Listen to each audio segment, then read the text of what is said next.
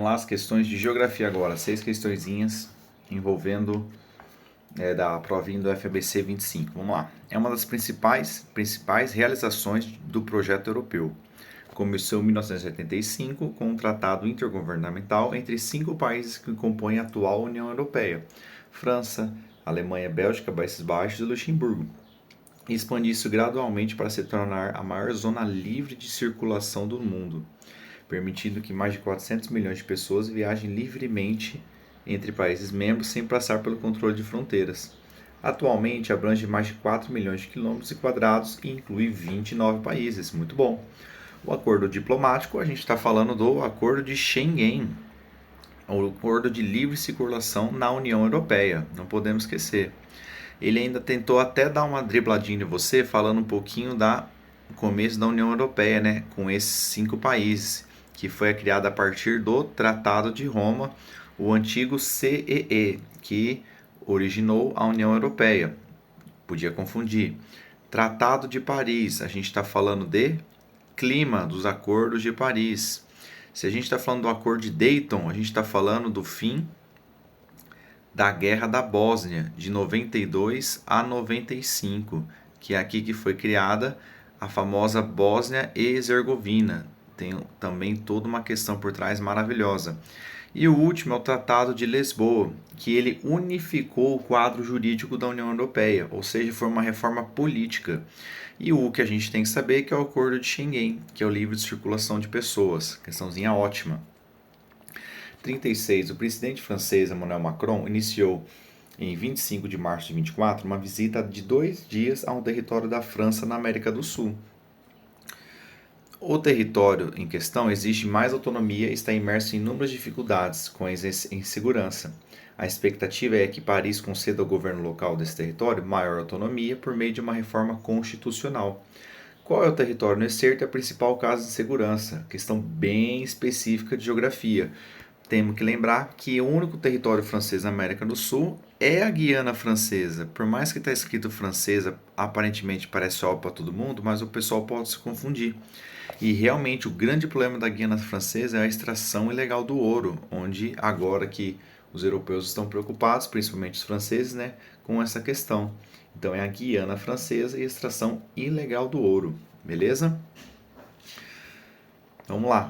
37. São Paulo, Guarulhos, Santos e Campinas fazem parte da cidade de maior influência no recorte metropolitano que estão entre as principais cidades em caso de Covid-19 por municípios. Em contrapartida, a dispersão do vírus acompanha a hierarquia em direção às cidades do interior do estado, devido ao deslocamento e fluxo de pessoas. Muito bom, falando um pouquinho da urbanização, metropolização. O conceito de hierarquia presente no texto evidencia que a rede de influência de fatores populacionais e econômicos contribuiu com a proliferação do Covid-19. E realmente isso mesmo. Com essa rede de influências dessas grandes cidades, e tanto a questão populacional e econômica contribui para a proliferação pelo deslocamento de fluxo e de materiais. Excelente, direto, uma questão assim extremamente precisa nesse aspecto aí. Não tem muito o que dizer.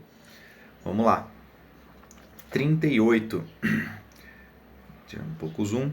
Segundo informou a Defesa Civil de São Paulo, o tremor sentido na capital paulista em 19 de julho de 24 ocorreu em várias regiões e teve intensidade leve, de baixo risco. A Defesa Civil, por meio do Centro de Sismologia da USP, disse que o tremor tem relação direta com o terremoto ocorrido no mesmo dia no Chile, que teve 100 km de profundidade e magnitude 7.3 na escala Richter.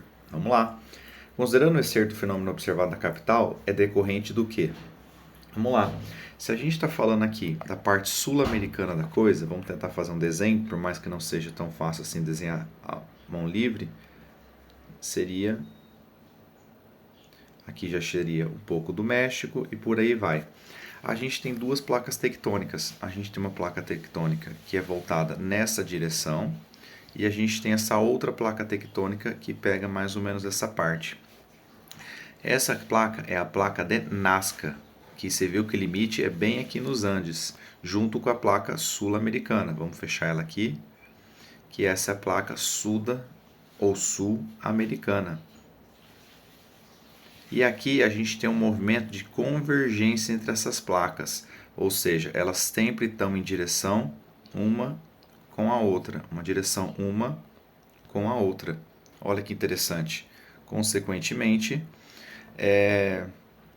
ela tem choque entre as placas. Por mais que o tremor aconteceu, por exemplo, aqui no Chile, num hipocentro de 100 quilômetros, ele ainda ramificou um pouco do seu choque até a capital paulista. Então a resposta mais certa é a D, o movimento convergente entre placas próximas do Chile, que é a Nazca Sul-Americana, que gerou um sismo que o reflexo foi sentido em São Paulo. É uma questãozinha clássica e isso evidencia por que a maioria das vezes o Brasil ele não tem, ou pelo menos não costuma ter, territórios de grandes magnitudes, porque ele está localizado praticamente no centro da placa sul-americana. Ótima questão também. 39. Analise o mapa que apresenta um grupo de países com interesse econômico comum em conta dos novos integrantes desde o mês de janeiro de 24. Vamos lá. Então, membro do país OPEP, e ele fala a entrada do Brasil nesse grupo. Vamos ver as questões? Mas olha que interessante. O Brasil ele está em roxinho, que ele é da OPEP+. A OPEP+, ou a OPEP Plus, né?